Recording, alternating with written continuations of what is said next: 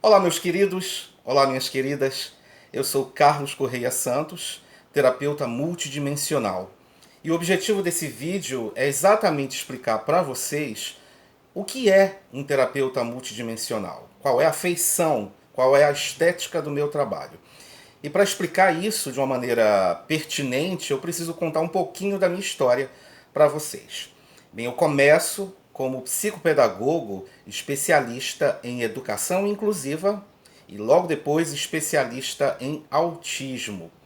Na medida que eu comecei a atender, que eu comecei a exercitar a prática psicopedagógica, especialmente voltada para pacientes com deficiências, notadamente deficiências cognitivas, como síndrome de Down, síndrome de Williams, e depois muitos pacientes com autismo, o que me levou à especialização em autismo.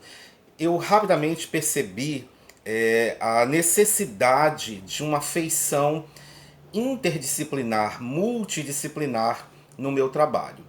Então eu comecei a buscar outras formações para tornar o meu atendimento mais completo.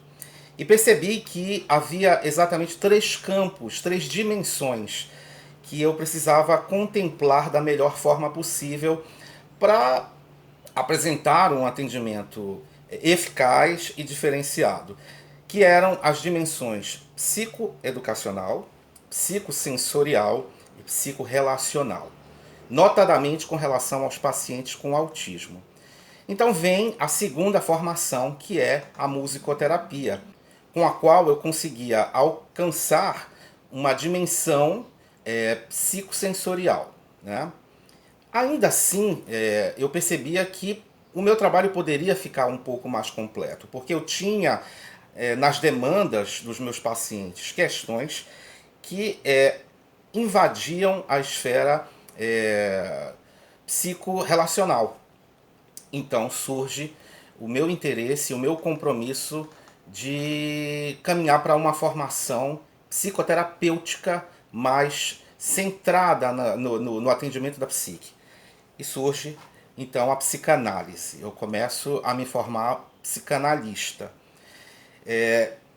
Esse desenho de atendimento me fez criar esse conceito, que é o conceito da terapia multidimensional, na qual eu reúno aspectos da psicopedagogia, aspectos da musicoterapia e aspectos da psicanálise. Como isso funciona exatamente no setting? E claro que é interessante também aqui salientar que isso tudo está embrulhado num compromisso, numa necessidade minha de sempre oferecer atendimentos os mais personalizados possíveis para aqueles meus pacientes. Bem, no setting, isso se configura de maneiras também particulares. Eu tenho sessões essencialmente psicopedagógicas, eu tenho sessões essencialmente musicoterapêuticas e, claro, sessões essencialmente voltadas para pesquisa em psicanálise. Mas eu posso também fazer dentro de uma sessão uma combinação de fatores psicopedagógicos e musicoterapêuticos. Né? Eu tenho várias pesquisas que já resultaram, inclusive, em artigos científicos, em que eu faço essa confluência de caminhos. Né? Porque, como eu falei, que eu preciso acessar em alguns pacientes, em muitos, em quase todos, uma esfera psicossensorial, eu consigo isso com a musicoterapia, né? Eu consigo influir em questões da sensorialidade, também em questões da comunicação, em questões até mesmo comportamentais. Mas, notadamente, eu aplico os meus saberes musicoterapêuticos na intervenção psicossensorial, né? Também fui começando a perceber a necessidade desse meu trabalho chegar ao que cerca esses meus pacientes. A família, notadamente, né? Pais e mães muito fragilizados com alguns processos de acompanhamento dos seus filhos, me pareciam demandar, exigir da minha parte também um contato específico com eles. E aí vem a psicanálise, né? A psicanálise que eu tenho pesquisado, a qual eu tenho me dedicado e na qual eu tenho me formado, porque ser um psicanalista é um processo de formação contínuo, eu uso muito para fazer atendimento de pais dos meus pacientes, mas também para fazer a minha pesquisa sobre psicanálise e autismo, né? Porque há um manancial de entendimento muito interessante de que a psicanálise pode e deve ser um fator de intervenção no autismo, né? De acompanhamento no autismo. Então, com esse setting, um setting onde eu posso organizar uma sessão com um lapso temporal centrado mais especificamente na intervenção psicopedagógica, no lapso temporal seguinte, ainda dentro da mesma sessão, apostar em ações musicoterapêuticas, pensar em ações musicoterapêuticas que têm viés psicopedagógico, né?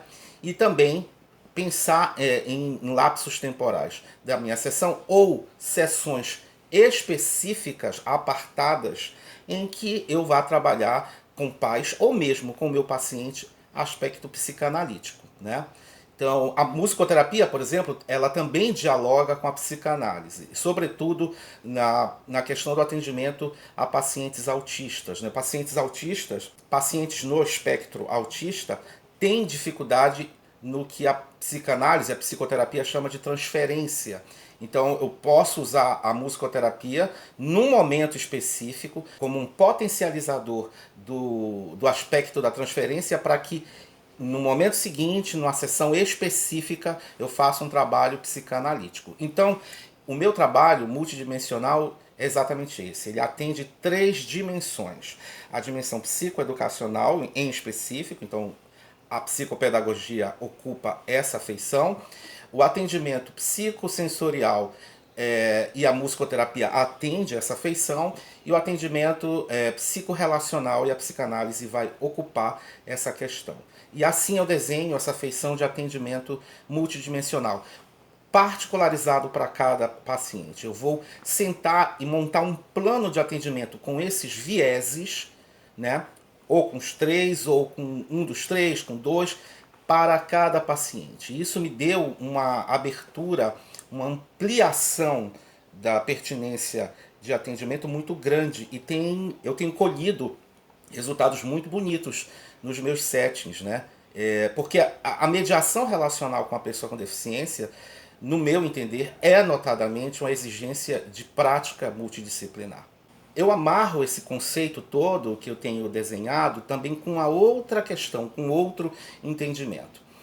A gente caminhou durante muito tempo na especialização, né? No entendimento da especialização como um caminho em que eu me adono de um saber e vou mergulhar ao máximo nesse saber, eu vou me dedicar a esse saber. Esse é o princípio da especialização. Eu vou ter uma vivência lato sensu dentro de um terreno.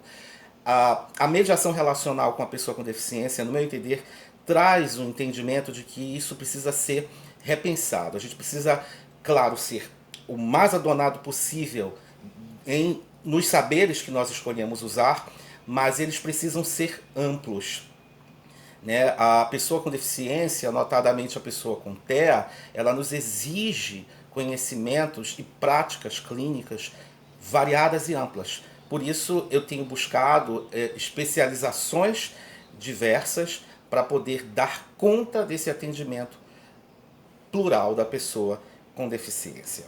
Bem, é isso. Esse é o meu trabalho, o trabalho que eu realizo com muito amor, com muita dedicação, porque inclusão é um ato de amor e responsabilidade social.